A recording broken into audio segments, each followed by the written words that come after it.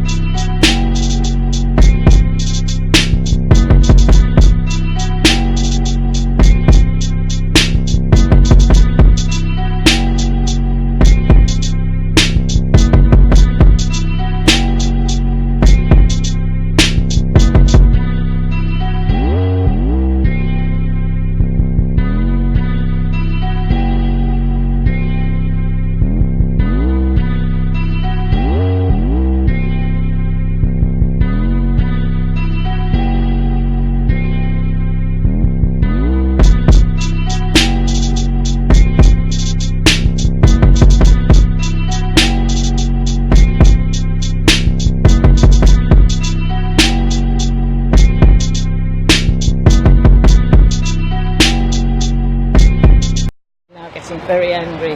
Yesterday they were traumatised and distraught. Today they are exceedingly angry. If she is to meet residents, what do you think they will say to her? I think they'd be exceedingly expletive deleted, but without the deletions. They would tell her exactly what's been going on for the last 5 years and why their concerns have been completely ignored, sidelined. They've had that tower refurbishment done to them, not with them. And throughout the whole process, there were so many problems which were just completely ignored.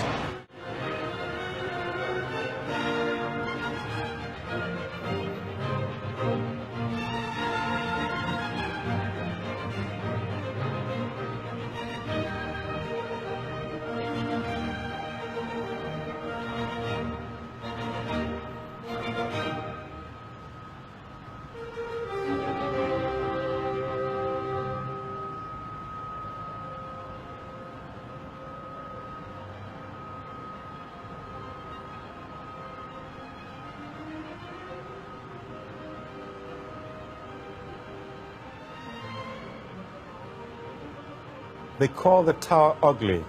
They named it an eyesore. All around, the beautiful people in their beautiful houses didn't want the ugly tower to ruin their house prices. 10 million was spent to encase the tower in cladding. Had it ever been tested before except on this eyesore? Had it ever been tested for a fire, been tried in a blaze? But it made the tower look pretty. Yes, it made the tower look pretty. But in 24 stories, not a single sprinkler. In 24 stories, not a single alarm that worked. In 24 stories, not a single fire escape. Only a single stairwell designed in hell, waiting for an inferno. That's the story of our times. Make it pretty on the outside, but a death trap on the inside. Make the hollow sound nice. Make the empty look nice. That's all they will see. How it looks, how it sounds. Not how it really is, unseen. But if you really look, you can see it. If you really listen, you can hear it. You've got to look beneath the cladding. There's cladding everywhere. Political cladding, economic cladding, intellectual cladding. Things that look good but have no center, have no heart, only moral padding. They say the words, but the words are hollow. They make the gestures, but the gestures are shallow. Their bodies come to the burnt tower, but their souls don't follow. Those who were living are now dead. Those who were breathing are from the living earth fled. If you want to see how the poor die, come to Grenfell Tower, see the tower, and let a world-changing deed flower.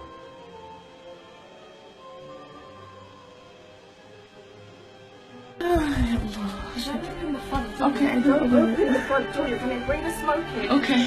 You're not going to be able to breathe. I'm checking with someone outside. They're in the other flats. Are you sure? They've gone into the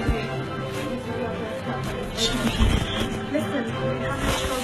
Okay. Standing near the door, the smoke is not going to help you. Yeah? Okay, just listen. That's okay.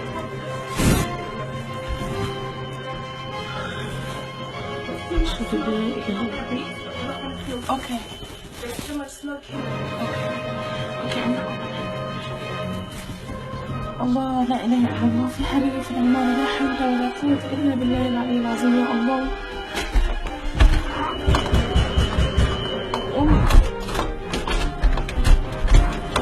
Hello, come here. Come here. Hello. Hello. Come. Quick. The screams are what everyone remembers.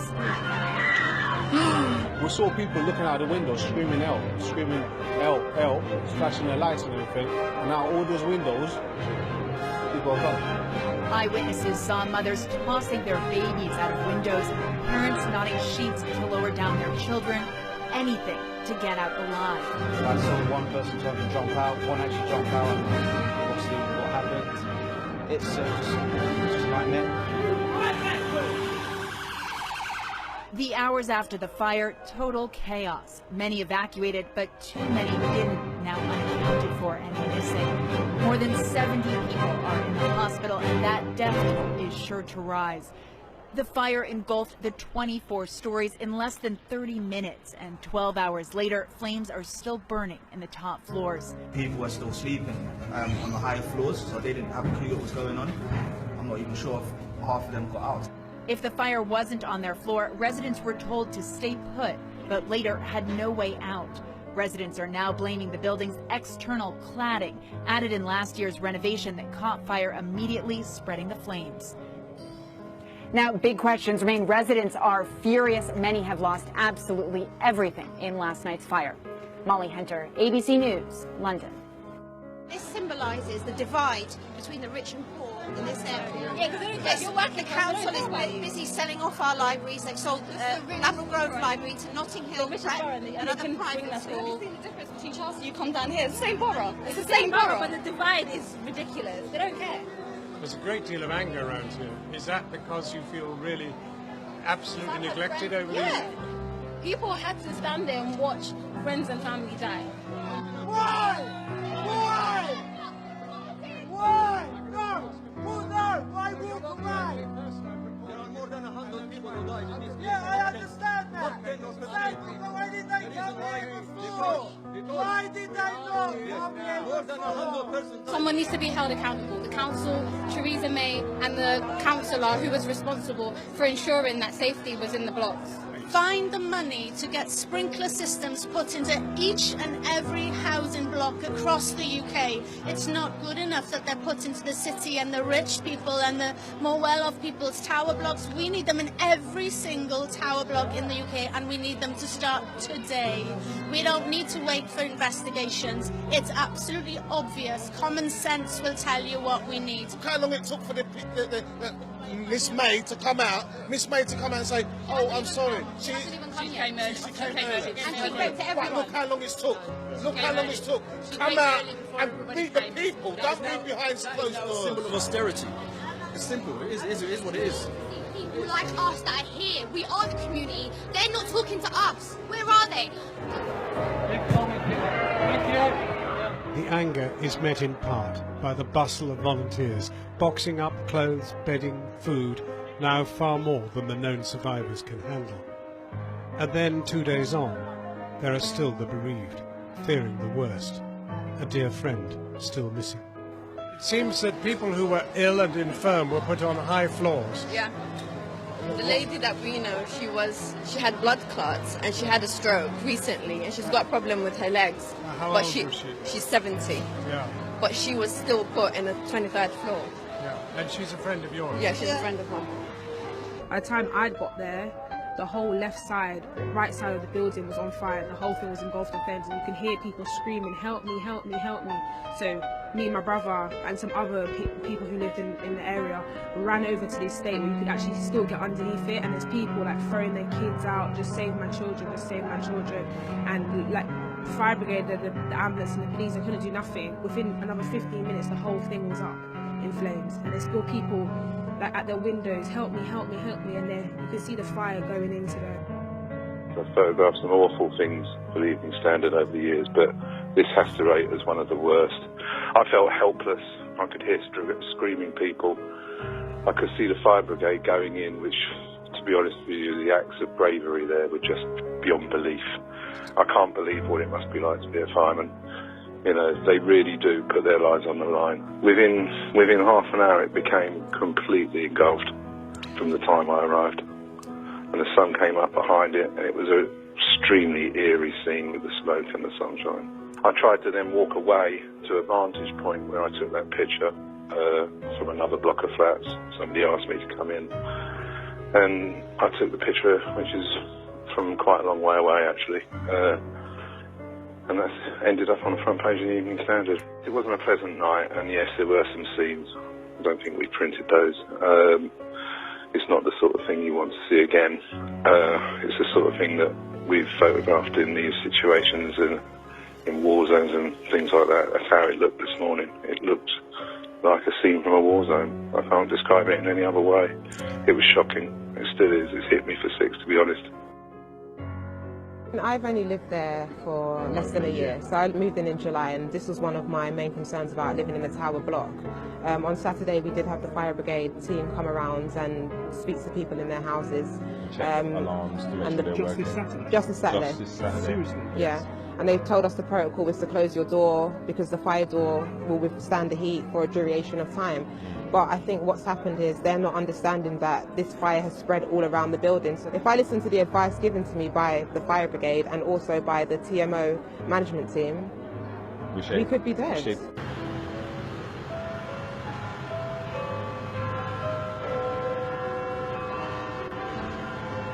If you want to see how the poor die, come to Grenfell Tower. See the tower and let a world-changing dream fly. Residents of the area call it the crematorium. It has revealed the undercurrents of our age. The poor who thought voting for the rich would save them. The poor who believed all the papers said. The poor who listened with their fears. The poor who lived in their rooms and dreams for their kids. The poor are you and I. You in your garden of flowers, in your house of books, who gaze from afar at a destiny that draws near with another name. Sometimes it takes an image to wake up a nation from its secret shame.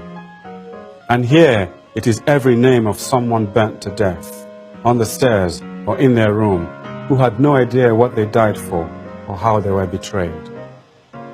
They did not die when they died. Their deaths happened long before. It happened in the minds of people who never saw them. It happened in the profit margins.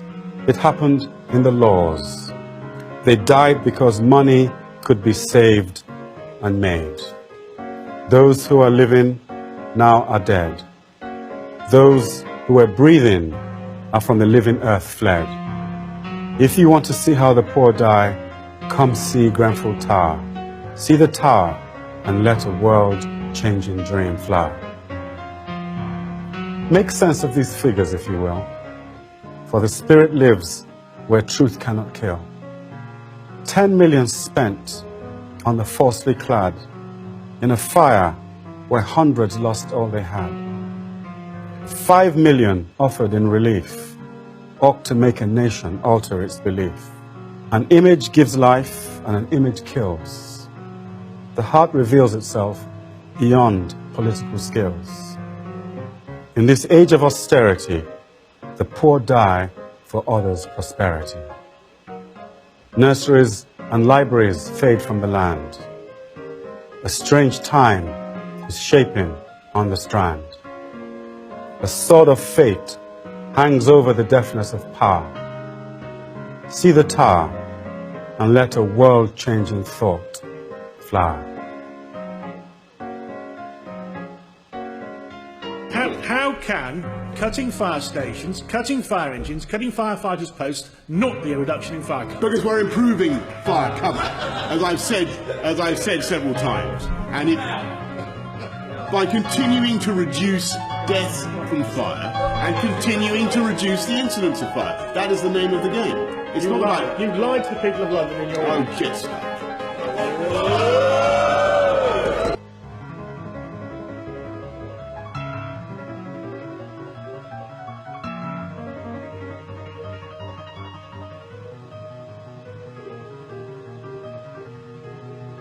If you